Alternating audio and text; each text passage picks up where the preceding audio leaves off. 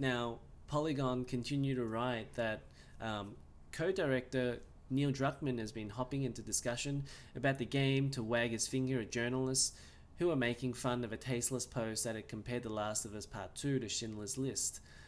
Other developers like God of War's Cory Barlog closed ranks around Druckmann, going so far as to unfairly position dissenting opinion as an attempt to tear developers down. Wow, so there's a lot to unpack here, and if I could just go back to Jeff Cannata's tweet. Now, Jeff wrote, in a medium where everything is John Wick, The Last of Us Part 2 is Schindler's List, and just like that film, there were times when I wasn't sure I could keep going. It is a relentless emotional assault that I suspect will force even the most jaded gamer to feel empathy.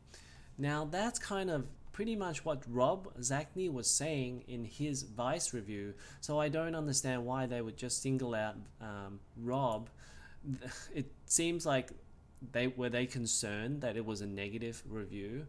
I hope not, because if there's too much control over what people say on reviews, then Sony isn't really doing their job. If they want critics to critically discuss their game, they can't have it both ways. Critics is not PR. That's not what independent journalists are supposed to do. PR is PR, and if you're going to give review copies out to independent journalists, then they have to be independent and say whatever they want to say. So that's what Neil Druckmann. Now Neil backed up what Jeff was saying, and honestly, that was perfectly fine for me because Jeff is perfectly it's perfectly acceptable for Jeff to say what he needed to say. I don't think he was comparing it to the Holocaust like a lot of other people were saying. He was just comparing the impact how hard it hit him playing the game, and he thought about a film that hit him as hard as it could. And yeah, Saving Private Ryan, Schindler's List, any hard-hitting movie I guess you could think of. He just wanted to make that comparison where John Wick is an action film, but Schindler's List moved him a lot more. And that's all he wanted to say, I think. I don't think it was a Holocaust a comparison. He's not that type of person.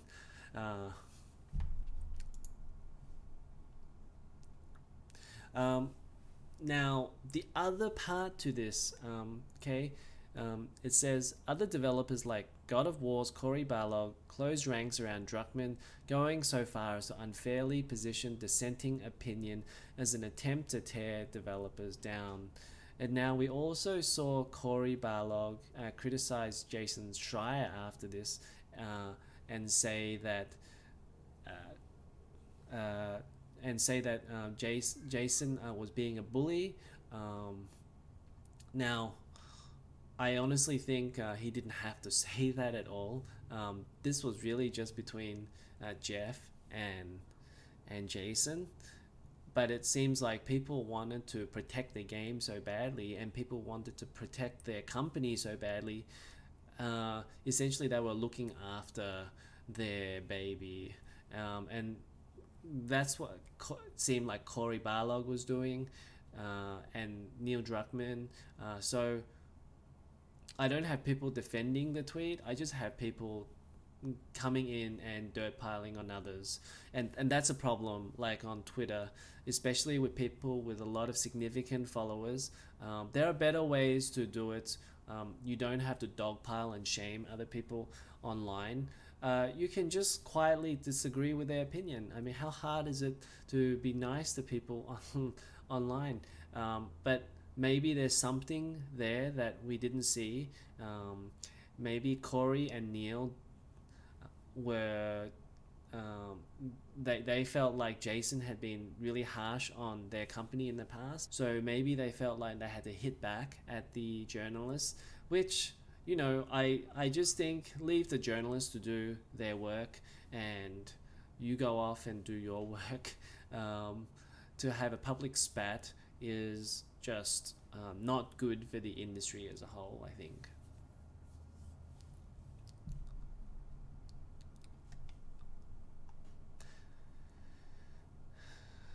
Now, finally, Jason Schreier also tweeted out an innocuous and fairly broad hot take about the length of AAA games, a subject that is often a topic of debate.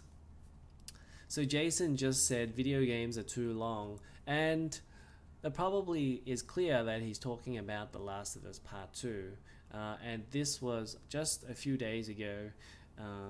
And in response, Troy Baker, who is the voice actor behind Joel in The Last of Us games, he quoted Schreier's tweet alongside a bizarre quote from Theodore Roosevelt about the value of a critic versus that of a creator. "It is not the critic who counts," the quote starts. "The credit belongs to the man who is actually in the arena, whose face is marred by dust and sweat." So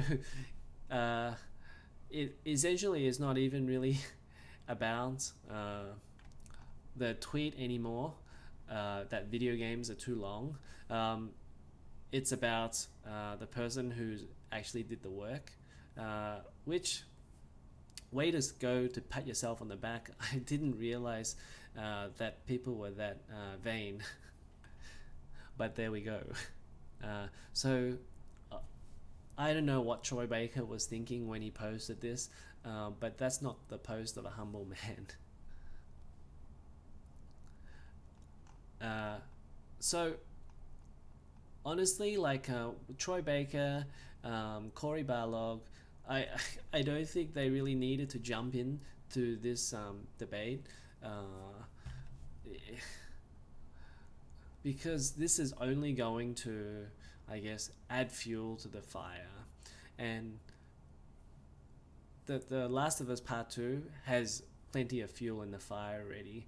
And before I finish on this topic, honestly, The Last of Us Part 2, it kind of goes to show that there can be a little bit too much bad exposure for your game.